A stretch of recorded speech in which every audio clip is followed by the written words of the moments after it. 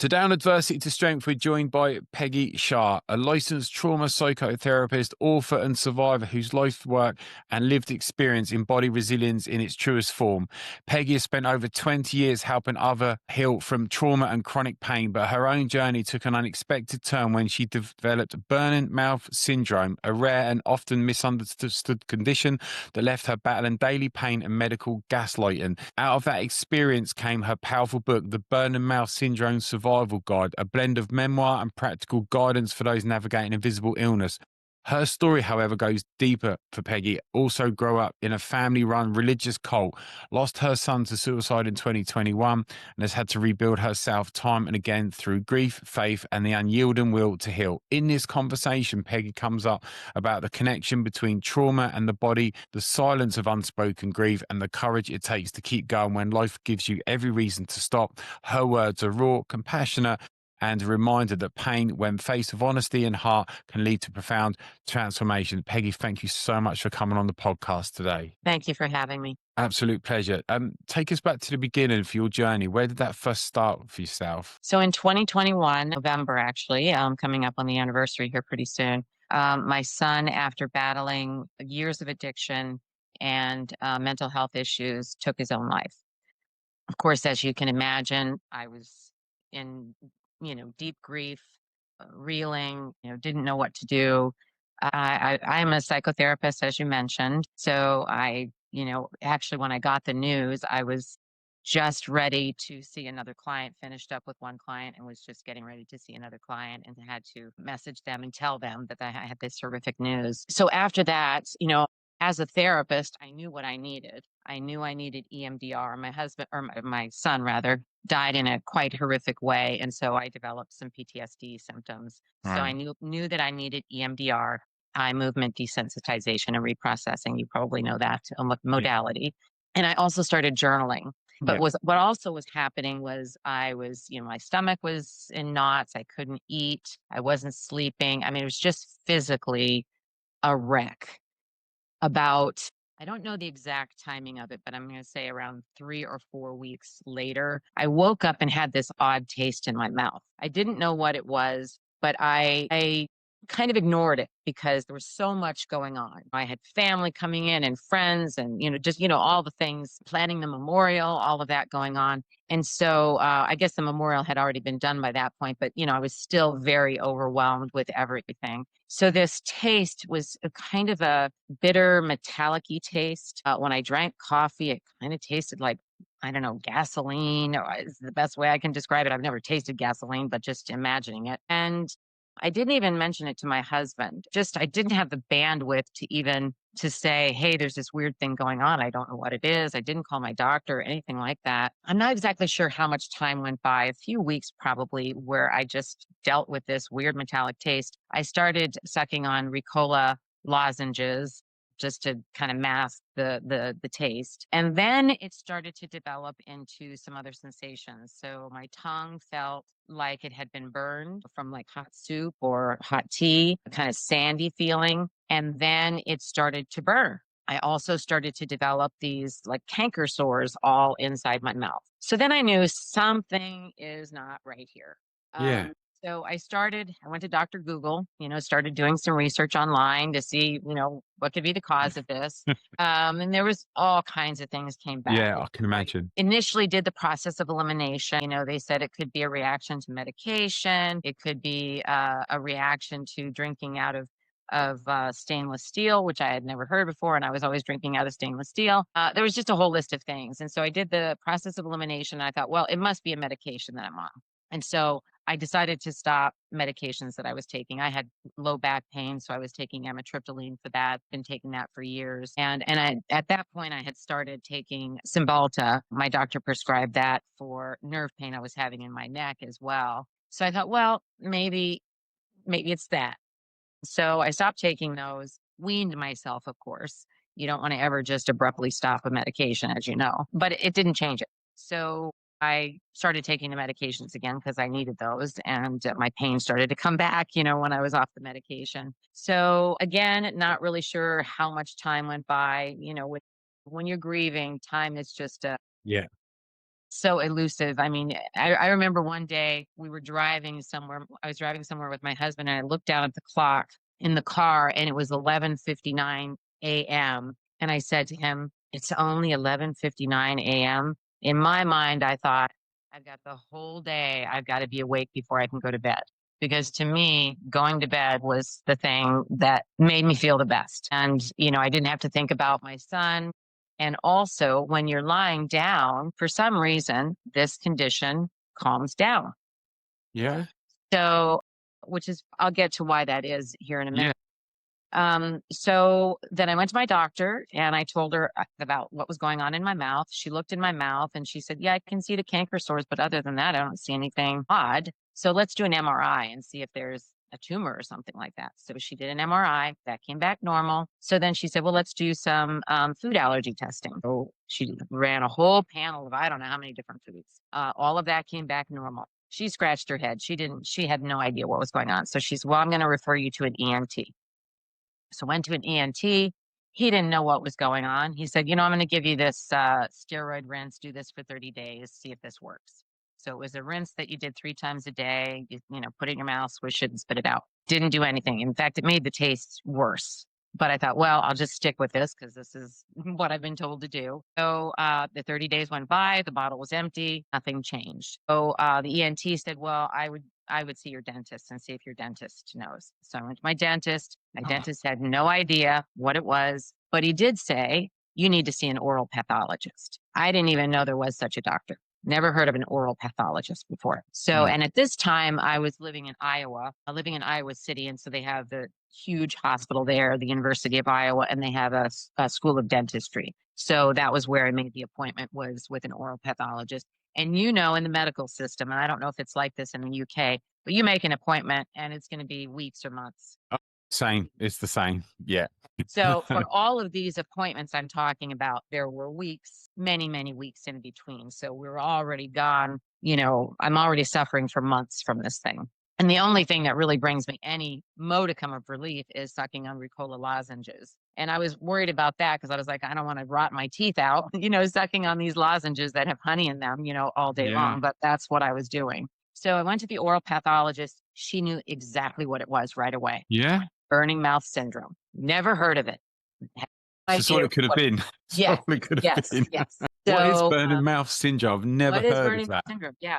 So, and she didn't really give me a big education about what it is. She just said, "Here's what we're going to do for you." So she prescribed dissolvable clonazepam tabs. So, oral clonazepam or Clonopin. It's like that. It's like a little wafer and you dissolve it in your mouth and then you spit out the residue 4 times a day, a very low dose, but 4 times a day. And then she prescribed alpha lipoic acid, which is a supplement that helps heal nerves. And then she said to me, "You got to give it 3 years." And I couldn't wrap my head around this. Yes. 3 years, 3 years. She said, "You got to give this 3 years." So I couldn't even wrap my head around being 3 more days with this thing, Yeah. 3 more years. So the dissolvable tabs took the edge off a little bit, but didn't really do a whole lot. It didn't last very long. And it made me kind of gave me brain fog. And as a therapist, you can't have brain fog. I No. mean, it's just No. not going to work. So I stopped taking it throughout the day and only took it at night because laying down, eventually it does settle down. And I'll get to that in a moment why. Sure. But when you first lie down, it's really burnt. I mean, you're trying to fall asleep. You don't have any distractions. All you're thinking about is how much your mouth is burning. So taking that wafer, and I would just let it dissolve and I would just swallow it. I didn't spit out the residue because I just let it be in my body so it would relax me and I could fall asleep. And I was sleeping okay. I mean, I did have some nightmares and things like that from the death of my son, but later I had EMDR and that all went away. So then we decided to move. I, just couldn't be in Iowa anymore. Everything about being in Iowa reminded me of my son. And plus, my mother-in-law had developed dementia. And we later learned it's Lewy body dementia, which is a very serious condition. But we decided to move down south to be near her and her husband to be able to help. So we moved to Athens, Georgia. So once I got here, I knew I needed to find a new oral pathologist to be able to follow me and prescribe meds and things like that. And so I found a new one. I had to go to Atlanta, which is about an hour and a half from where I live. I couldn't find one here in, well, I shouldn't say I couldn't find one. I found one here in Athens, but he said he didn't really know how to treat burning mouth syndrome. He knew of it, but didn't really know how to treat it. So he was no help. So Yeah. I went to Atlanta and met with this new oral pathologist, and she put me on a special diet. It's very similar to people who have HSV, the herpes simplex virus. Yeah. So low arginine and high lysine. So she didn't give me a manual. She didn't give me a brochure and say, here are the foods you should eat. Here are the foods you should avoid. She just said, eat a diet that is high in lysine and low in arginine. And a lot of things clicked for me because when I started doing research into the high lysine, or I mean, excuse me, high arginine foods, these were foods I was eating daily. So I went on the diet and things started to change. They started to my burning and the sensation started to come down. The other thing that she did was she prescribed valcyclovir. So valcyclovir is an antiviral, and once I went on that, all of the ulcers that I had inside of my mouth disappeared, and I haven't had them since. And so I do take the valcyclovir daily, 500 milligrams. But I wanted to get to what burning mouth syndrome is. So Yeah. it's a neuropathic condition. So it comes from the trigeminal nerves in the face, which extends the lingual nerve, which is the tongue nerve. And they don't know it's idiopathic, meaning that they don't know where it comes from and they don't know how to cure it. So it's thought that the lingual nerve is misfiring or overfiring, causing these sensations. And so I am fortunate, and it's really kind of funny to say that because this is a horrific condition, but I am fortunate in that I only experience it in my tongue. You can have it, some people get it on their lips, some in their throat, some in their cheeks, inside their, different places, the roof of their mouth. For me, it's only been the tongue because the trigeminal nerves, really go through the face. So it can affect different parts of your face. And there is a condition called trigeminal neuralgia, which is different from burning mouth syndrome. That's where there's a lot of pain in the face from the nerves misfiring in the trigeminal roots. So when you lie down, you're not talking, you're not eating, everything is very still. So those nerves calm down. And so that's why people are able to sleep at night. Right. Could it be caused by Stress is something so that's a good question. Stress definitely exacerbates it. Now, they don't say that it's caused by stress, but what's interesting is when they do research and look at who has this, a very large percentage of people who have it have gone through something traumatic, are yeah. under enormous stress, or have anxiety or depression. So, a very high percentage of those people. Another risk factor is that most people who have this are women, about 80%. The rest of the 20% would be made up of males and younger people.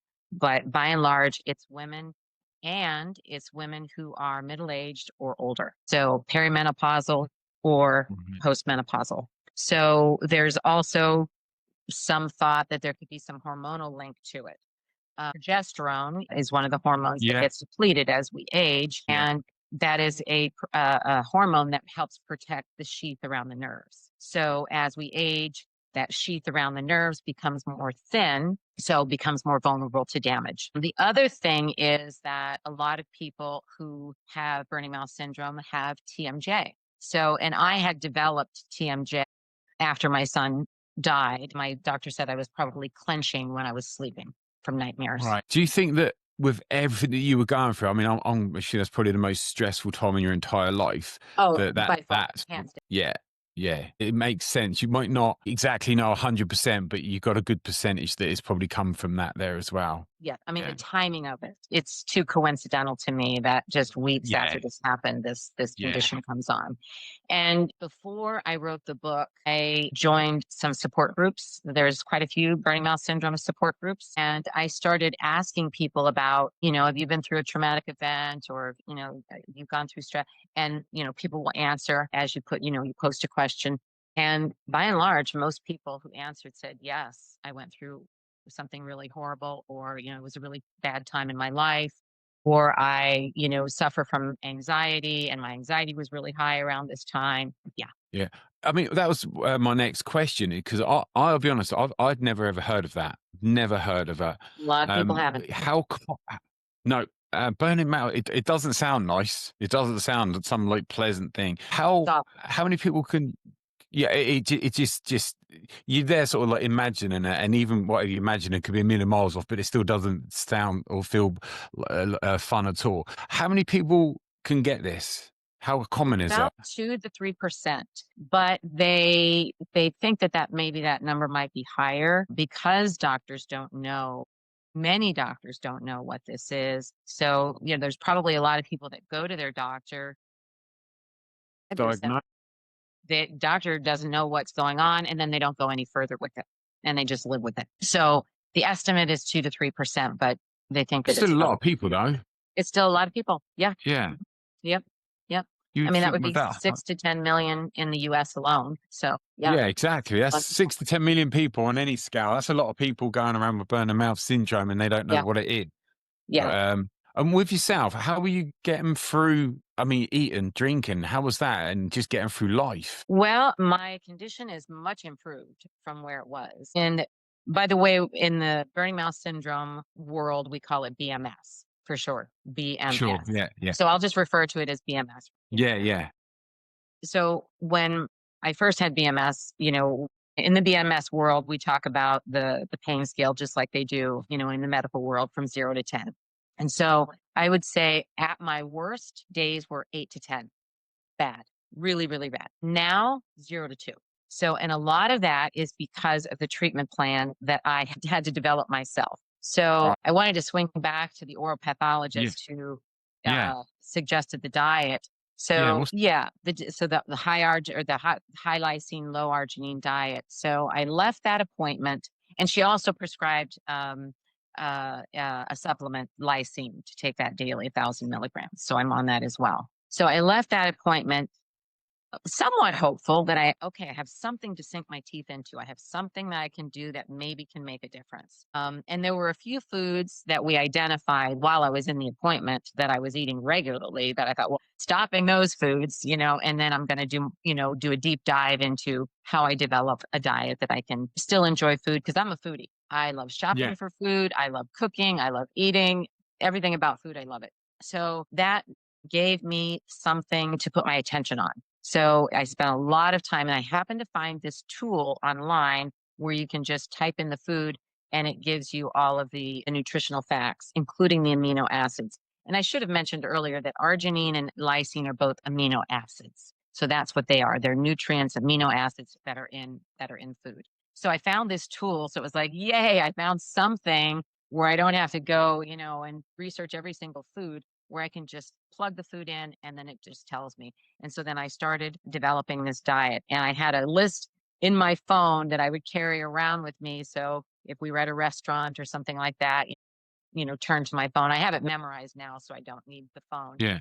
Um, but that really helped me to be able to dive into something that I could put my attention on that I felt like was going to lead to some positive outcome. But to my chagrin, I got a call from the oral pathologist's office saying, we have to cancel your appointment, your follow up appointment, because this particular oral pathologist has left the practice and has left the state. My gosh. Now, the one person I feel like understands this is I don't have her anymore.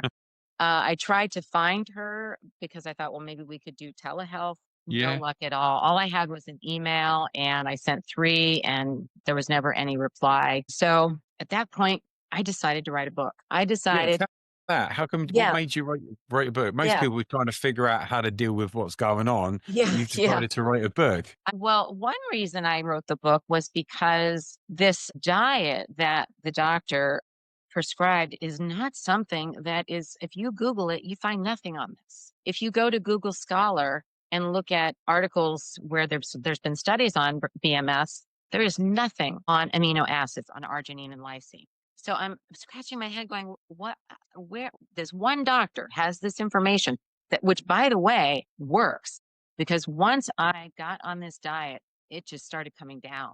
The symptoms started coming down.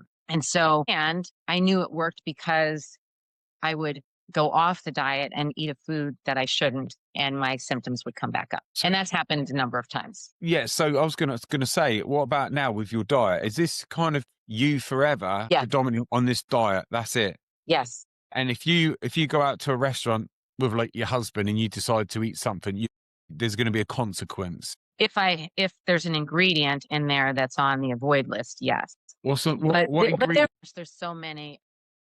God, really? Well, I'll just give you some of the main ones, Yeah, but there's, when it comes to fruits and vegetables, there's a safe column and an unsafe column. So there's one. fruits and vegetables. You would assume it would be pretty much everything. It'd be fine. Yeah, yeah, yeah. So, no nuts or seeds, Okay, yeah. no berries. No The only berries. No berries. The only berries that I can eat, I have no idea why this is, but wild blueberries do not have any arginine in them. Yeah, blueberries are amazing. I know that, but the others. What's the reason you can't have the others? Is there an Because explanation they to that? Yeah, because they have their arginine is higher than their lysine. Arginine, for some reason, this is all this oral pathologist explained to me, is that arginine agitates burning mouth syndrome. And so, again, when I came back, I went to Google and looked, for all this information. Why does it agitate it? I still don't know why it agitates it. There's so many unanswered questions with this condition. But that was the reason why I decided to write the book. Was there's no information out there about this arginine lysine diet. People are suffering.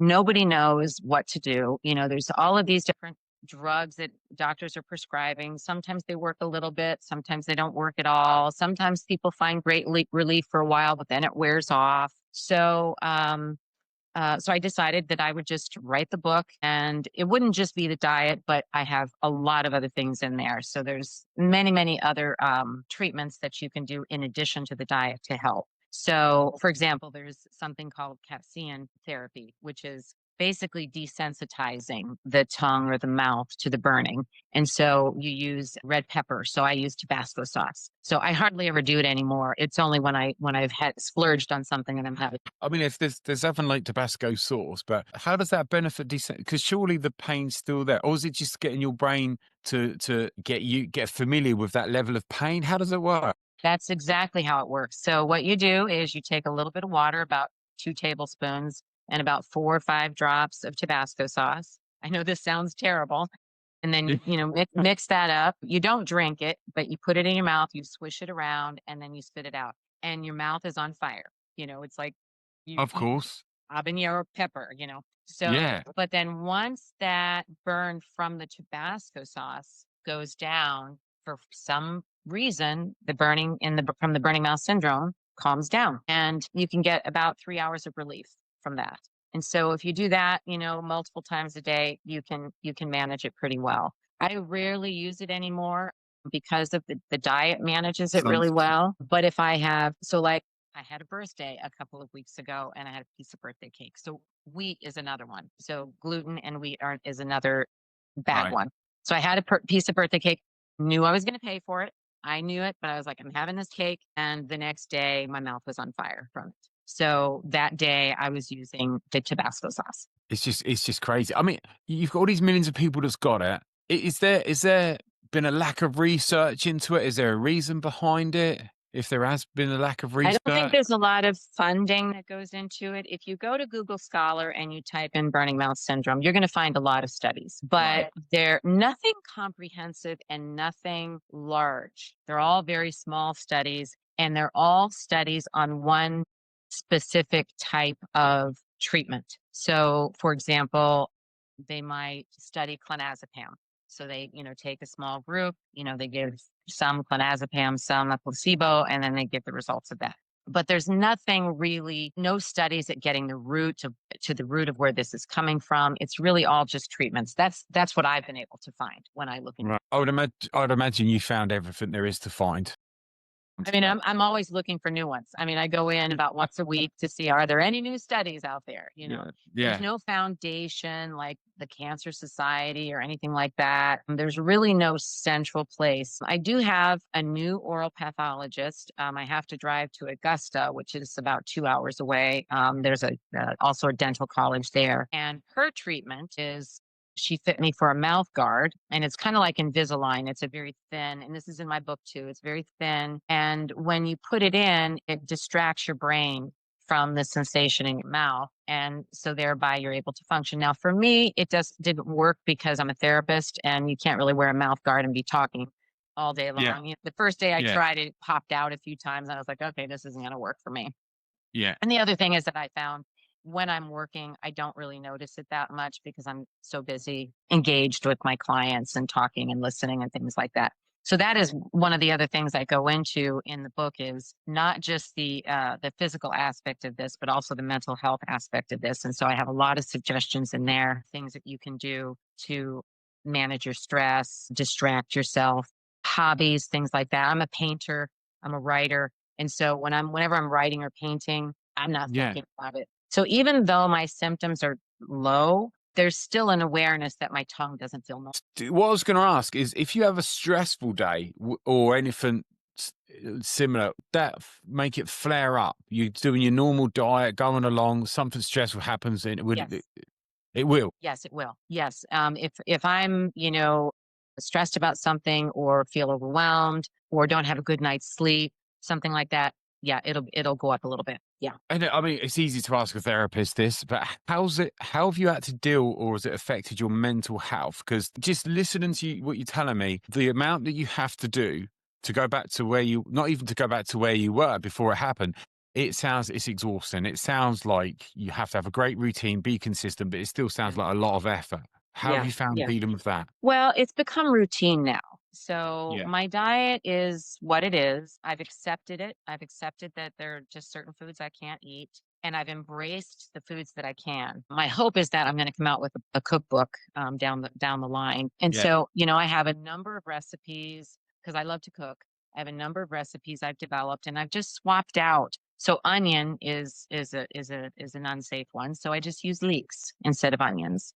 And that's one of the things I have in my book is I have a list of substitutions. So this is an avoid food, and then here's the substitute you can use for them. Fine. So that's a chart in my book. I do have a few recipes in the back. I don't have like this is what you eat for breakfast, or this is what you eat for lunch, or this is what you eat for dinner. So it's not that specific in the book, but it gives a list of foods you can eat and foods that you can't.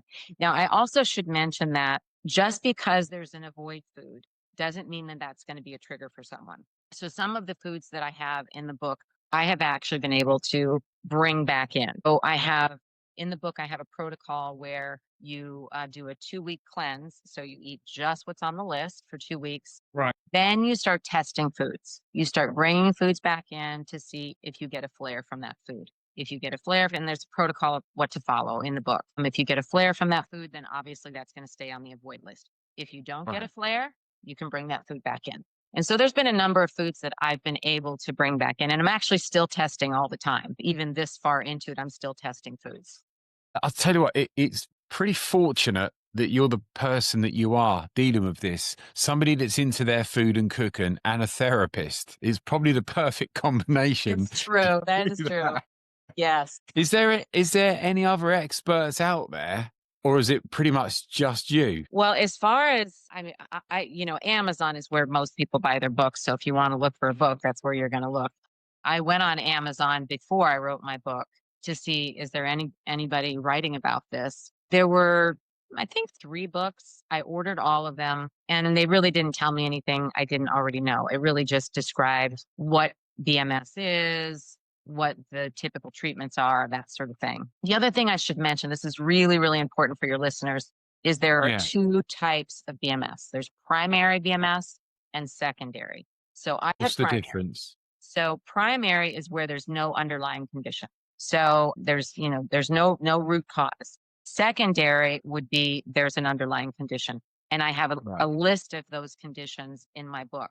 So what I suggest to people is before you do anything, go down the list and see if there could be a possibility that you have any of these other conditions. If it's something other than the burning mouth as a symptom, I encourage them to go to their doctor and get checked out for that condition. So There's being also medications. being the cynical therapist I am, I'm always looking for a root cause. Mhm. So does it make you feel better or worse with it being the primary and not the secondary, or vice Oh, I want versa. the secondary. I absolutely want the secondary. I was disappointed when it wasn't secondary. I was disappointed when all Yeah, cases got ruled out because the thing about those conditions is there's treatments for them. Yeah. exactly. So it must be really frustrating because if you got like in therapy, somebody they stress, anxiety, low mood, depression. Okay, well we can give you CBT and deal with that, but what's the root cause, and then we can deal with all of Right. that. Right. So with yourself, so yeah, you've got the primary one. What's the reason? I don't know. Could be this, could be that. Whereas if you got the Yep. secondary, well, okay, well, if we work on this, then maybe that's going to reach. So I That's do right. get your level of frustration there. Yeah. What would be the things that it could be when it comes to the secondary one, apart from like stress and a big So shock yeah, trauma? so there's some people on certain blood pressure medications can get burning mouth syndrome from that. Sometimes from having chemotherapy from cancer. There's Right, something called Sjogren's syndrome, which is a syndrome where you just dry, you get dry eyes, dry skin, dry mouth. That one can be treated. And there's some medications they can give people for dry mouth as well. And sometimes people who have BMS do get those medications because sometimes they can help because you have this constant, even though when you go to your oral pathologist and they check, you're producing enough saliva, it feels like you're not producing saliva. right, So sometimes people will get those medications anyway. But yeah, and another thing I should say is that a lot of people in the support group, theirs came on after COVID. So if you think about the right. stress of COVID, yeah, Is it right? Here's the question when it comes to COVID. Are these people that just come out of COVID and stressed, or were they people that come out of COVID and they had the vaccinations? yeah, we don't know that. I don't know the answer to that question. It'd Yeah. be interesting if there was like a That poll, that would be a great study to do, to see if it's COVID because the or if it's the the COVID vaccine or yeah. the amount of people that whether I deal with or research, like, 'cause obviously I'm a nerd and read lots of stuff, the amount of people that's had the vaccination and have got these underlying conditions now. So that would be an interesting study to see how many people have had this after Yeah. having the vaccinations. Yes. I get vaccinated for COVID every year, and I have a flare for about a week after I get my vaccination. And this is just my hypothesis. I have no Yeah. research to Yeah. base this on.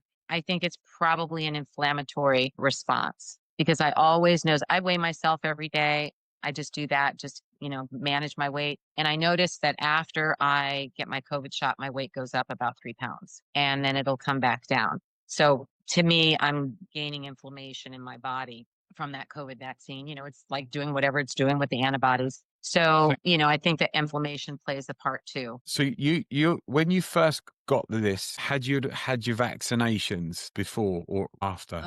Well, let's see, it was 2021. Which is right in the middle of I can't remember if they've come out with the vaccines yet. It was yeah. November of 2021. Yeah. Yeah, that's a really good question. I'm not really sure, but I got the vet because of being a therapist and seeing people face to face. I was, a person who could get the vaccine pretty early. So I got it as soon as I could. So I think I Yeah. did have it. I think I did have the vaccine before. Now that I think about it, I think it was before burning mouth syndrome came on. Yeah. So that's something else to think about. Come on a Yeah, something podcast else and to going think away about. with someone else. Yeah, yeah, yeah, yeah, yeah. I hadn't actually thought about that ever until you just mentioned. There you go. Yeah, But I could get a mention in the next book. Did this yeah, research yeah, on COVID. yeah, So yeah. it would be when you're in the groups. I wonder how much response you'd get back with how many people saying I got this after my vaccination, because there's Mhm. so much about the vaccinations there as well. So it'd be interesting to Yeah, see. I wonder what the statistics are on that there as well. So that's something for a few things to be done there as well. But yeah, yes, it's crazy because there's so many things that people have got these illnesses and ailments there as well. And there's people that want to sue Pfizer, things like that. yeah. And I didn't take it. I steered clear. I thought I'm doing it. Also, Okay. long COVID, I have a few clients who have gotten COVID and have long COVID and Yeah. have multiple health conditions. So it's I don't know. It's like Yeah. one of these damned if you do, damned if you Yeah. don't kind of things. The long COVID, I had it twice. The first time I had long COVID, I reckon it went on for about 9 weeks. Oh, wow. And I was trying to log into work, and I was doing 45 minutes, and then I was exhausted, and I was going to bed for the rest of the day. It just seemed to almost take an eternity to get over, you know. So yeah, it's not fun now. Luckily enough, it's not what it was there as well. And I think I'm not an expert on it, but the strains seem to be a lot less now. Yeah, they do. Yeah, they certainly do, and there's really not maybe much talk about it anymore. But, the thing that I thought about when I saw all the people posting that theirs came on after they had COVID was the stress factor. But there might be something more deeper than that going on. I'm not a doctor, so I wouldn't Yeah, be able to hypothesize on that. But like I said, that is one of the risk factors is trauma or high stress or high yeah, anxiety. But a lot of yeah. people, report on in the support group that when they go to their doctor, they're told, that this is anxiety or this, you're imagining this, or just don't think about it. You It, just try not to focus on it, things like that. And so then, many of them don't go any further to any other doctors. They just think, well, this is in my head, or this is so it, in my book. This is my book, yeah, by the way. yeah. Put it up here so the readers can see. But I also talk a lot about, I don't know if I held it up there long enough, but I also talk Brilliant. a lot about that part of it, the medical gaslighting and how we're dismissed and minimized and or doctors just Yeah. shrug and they don't know. You probably have it as a therapist. I mean, it frustrates me because you get it all the time. Same in the UK, where the clients or the patient's been fobbed off, and they're like, "Oh, it's all in your head." Well, it's not, because if you're going there and you're in agony with your tongue, you're not making that up, and there's a reason that you're going there as well. So to get gaslit like that, but as a therapist, I know my knowledge, I know my expertise, I know my experience, but I also know my limitations. Now, you probably get it yourself. Occasionally, you'll get a client where you find yourself getting to your level of expertise on a specific subject. I know that automatically, but I will get to a point where I will say, I don't know this. Now, I will do one or two things. I will research it because I've got a million books and find the answer, or I will refer that client to where they can get specialist help on that That's one. the ethical thing to do. Or it's the only thing to do, but I won't go, you know what, you're probably making it, I'll be fine, because it's the worst thing in the world you can do. Yes. Yeah. Yeah. Yeah. I don't know if that's ego from the doctors. I can't speculate what that's all It's just, about, but it's it, does such a disservice to BMS sufferers because, you go to your doctor for help and you leave and you're told, well, this is in your head, or just don't think about it, or this is just anxiety.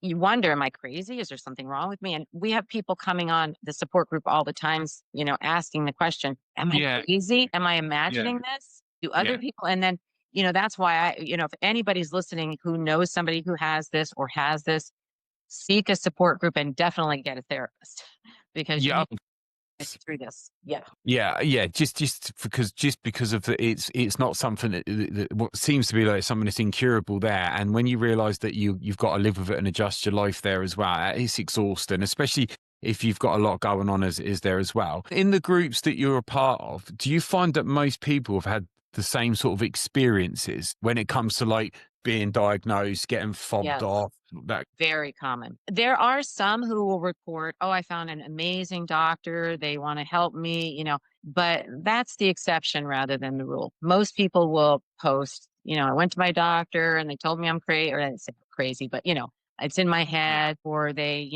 prescribe anti-anxiety meds or whatever it is. And so that's much more common than people reporting that they found somebody that's helpful. And even the oral pathologist, which is that's their lane, that's their specialty. Even they really don't know how. I mean, they don't know how to cure it, obviously, because there's no cure for it.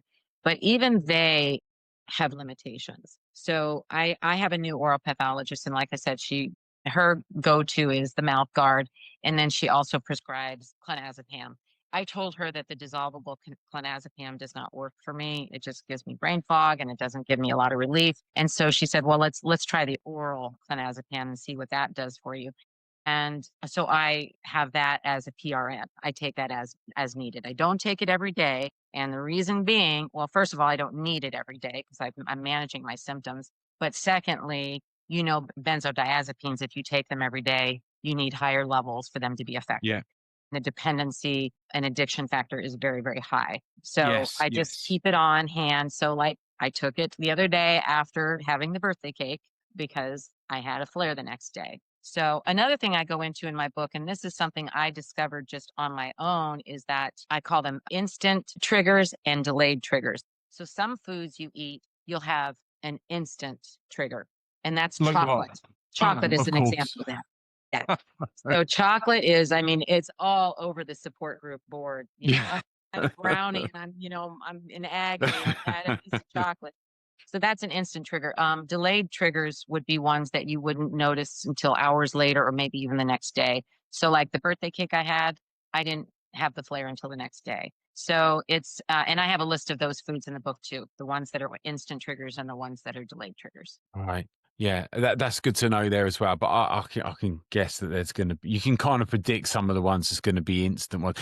Is a lot of the unhealthy food, are they instant ones? Well, it's hard for me to say because even before I developed BMS, I've always been a health, I shouldn't say always, most of the time have been a healthy eater. So I, even before this, I stayed away from highly processed Yeah. foods and things like that. But I have seen on the support group boards that people report when they eat something that's highly processed or very unhealthy, then they will get a flare. So I don't Y- know about the instant versus the delayed. Right. And it's not all unhealthy foods. So like I can eat French fries as long as they don't have a lot of salt on them because salt is an instant trigger. Right. So Okay. yeah. So I can eat French fries because potatoes are not a trigger food. So, but and that's an unhealthy food, but I don't get flared from that unless it has a lot of salt on it. It's got a lot Yeah. of salt. So Like potatoes. you're not eating a McDonald's or a Burger King or anything. And that, that is the other thing is that I'm vegetarian. So but meat, you can eat as much meat as you want. It's there's no problem with meat. Meat is not a flare at all. Shellfish is though. God, shellfish, I'd struggle. I love shellfish too. But shellfish is yeah, that's a trigger. But being a vegetarian, but the one thing you can eat plenty of, which is fine, is meat. Yeah, that's right. That's right. So I eat a lot of beans, lots and lots of Yeah. beans. Yeah. So, but yeah, I have. So it's hard for me to say, but I would say that from what I've seen on the boards, that the posts, people say that if they eat highly processed foods, they flare. You would just assume it just because it's junk. So you would assume, because it's not good for you at the best of times anyway. Right. So obviously been a therapist for ages now. Now you're, I don't know, what would you say you are? An advocate for burn and mouth syndrome? Where Yeah, would you say you're yeah, at I would now? say Yeah. that. I would say that. Yes. There's another person I met on the in one of the support groups, and we actually have a call set up next Friday. We're going to talk about possibly starting a nonprofit. I don't know if that'll come to fruition. It's something I'm looking into because there's nothing like that, and I think there should be. This is a Yeah. condition that is really, really life altering for people. Yeah, oh, it is. It is. And it sounds serious. It's lucky that you're a therapist to be able to deal with it in the way, because there must be so many people that mentally struggle with it. Yeah, it doesn't sound fun. Then the changes that you've got to make to your life, and they're permanent. Yeah, you Yes. can adjust it a little bit, but Yes. so, and I would imagine that I mean, how much support is there out there for this apart from some groups? Not really. And I continue to look on Amazon to see if there are other books. And so mine is the only survival guide. I did notice the other day that there's a newly published book, a guide, and I got it because I wanted to see. And author's protocol is mental health. So she goes into, this whole protocol that she has in there about trying to break the brain pain connection. And I think that that's valid, so I think that if that works for people, I say you do both. You do the practical things, and then you do the work on the mental health. I think you just need with that, and like with other things, you have to. I've got it with like clients, I mean, with yourself, where I'm telling them to deal with a certain issue in as many if different angles as possible, not just the one way. Attack it as many. The more Yeah. you do, the better it is there as well. And it certainly Yeah. sounds like it with that there as well. What do you think your future plans are going to be with all of this? Because it sounds like you've kind of almost appeared out of nowhere as an expert through your circumstances where there's nobody else around me. Yeah. What should I do next? So what do you reckon your plans are? You said about potentially like a non-profit, but I think anything you Yeah. do is going to Possibly. help. Yeah, You know, yeah, I'll continue to promote the book because I really believe that there's help in this book. And I should mention that with the diet, I didn't want to write the book until I determined if it was just me or if the diet would work for other people. yeah. So in the support group, I asked for volunteers to go on the diet. And so I got some volunteers. They went on the diet. Some of them dropped out as usual with every study, but they all came back and said that it improved their symptoms. So I knew then, okay, I'm onto something here. It's not just. Onto something, yeah. So Definitely. I'll continue to promote the book. Maybe something will come of a nonprofit. I don't know. We'll see, what that takes, what that entails. We'll just see where it goes. Maybe speaking about, doing some speaking engagements, that I kind of thing. I think you'd be brilliant for that. I think that's kind of almost like would be a necessity because there doesn't sound from what you said. There's nobody really speaking out about it. There's all these Mhm. people that are suffering in silence, and Yes. there's so little exposure to it. So Yes. I think that you're probably not going to be short of opportunities to be able to speak. So that'd be interesting to see how that goes. Yeah. Peggy, Yeah. it's been amazing having you on. It's been fascinating to hear about this subject there, and for me, how you've managed to deal with it is an amazing strength and dedication and consistency and routine, and to keep on exploring it and studying it and not only help and gain the knowledge yourself, but to help so many other people, I think is brilliant. And I love what you're doing there as well. So thanks Good. ever so much for your time and Yeah. coming on today. It's been brilliant. Well, let me mention that I do have a Yeah. website. It's peggysharr.com, Yeah. PeggysHarr. You can sign up for a newsletter there that I send out twice a month. In the newsletter, I have recipes, new research found, just different tidbits of things that they can do. The book is available on Amazon right now. You can get it on ebook or paperback. And down the road, I'll have that other book that we talked about, Yeah. surviving the family kingdom, a memoir about growing up in a family cult. So that'll come down the road, and I'll alert people who are on the newsletter list when that's available. Yeah, and we'll have your links included in the description there as well. Brilliant. Thank you so much.